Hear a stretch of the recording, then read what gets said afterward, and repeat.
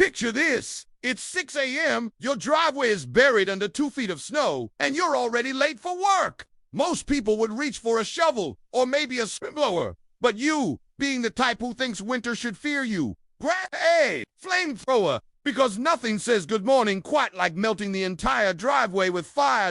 So, would this actually work? Could you blast away the snow with a flamethrower and save yourself hours of shoveling? Or would you just turn your front yard into a steaming, slushy mess? Let's find out. First, the basics. A snowblower works by scooping up snow and tossing it somewhere else. A flamethrower does the exact opposite. It doesn't move the snow, it annihilates it. Most consumer-grade flamethrowers shoot burning fuel that reaches about 2,000 degrees Fahrenheit. That's hot enough to melt snow instantly or turn a snowman into an angry cloud of steam and carrots. At first, this sounds like a brilliant idea. Point, shoot, and poof, no more snow. But melting snow is trickier than it looks. Snow is mostly frozen water, and water loves to absorb heat. 1 pound of snow takes about 144 BTUs just to melt. That means clearing even a small driveway full of snow requires a huge amount of energy. Your flamethrower can definitely deliver that heat. But here's the catch. When snow melts, it becomes water. And if the air temperature is still below freezing, that water will quickly refreeze into ice. Congratulations, you didn't clear your driveway.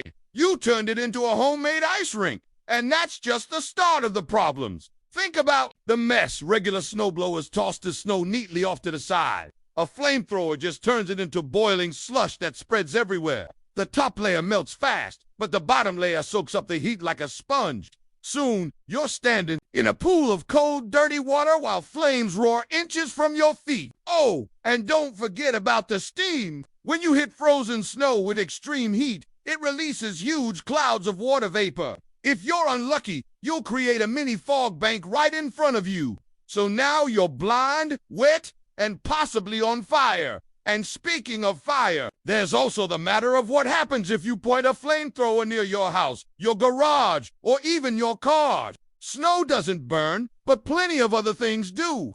Plastic trash bins, wooden fences, dry leaves, one careless sweep, and your snow clearing session turns into a visit from the fire department. If your driveway has gas lines or electrical equipment nearby, you've just leveled up the danger to explosive. But let's say you somehow manage to avoid burning down the neighborhood. How fast could you actually clear the snow? Surprisingly, not very fast. Imagine you have a driveway covered in a foot of snow, maybe 500 square feet total. That's roughly 2,000 pounds of snow. A small flamethrower can melt maybe 2 to 3 pounds of snow per minute, depending on conditions.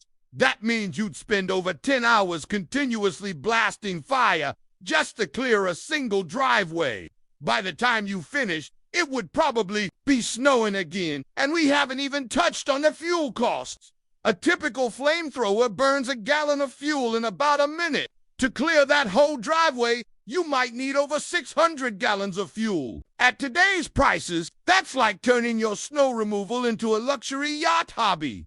There's also one more hilarious problem. Uneven melting when you hit the snow with fire. The top melts quickly, but the deeper layers don't have time to absorb the heat, so you get pockets of half-melted snow surrounded by chunks of ice. Walk across it, and suddenly you're doing the world's most painful game of slip dash and dash slide. In the end, using a flamethrower as a snowblower might sound like a fun weekend project, but it's wildly impractical and incredibly dangerous. Instead of a clean driveway, you'll probably end up with a sheet of ice, a giant fuel bill, and maybe a visit from the fire marshal. So if you really hate shoveling snow, stick to a regular snowblower or, better yet, hire the neighbor's kid. Flamethrowers are best left for controlled demonstration or epic YouTube videos you watch safely indoors.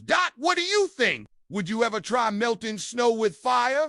Let me know in the comments. And if you enjoyed this weird fiery experiment, give this video a like, subscribe for more wild science scenarios, and hit that bell icon so you never miss a new What If adventure. Stay safe, stay warm, and please, don't turn your driveway into a volcano.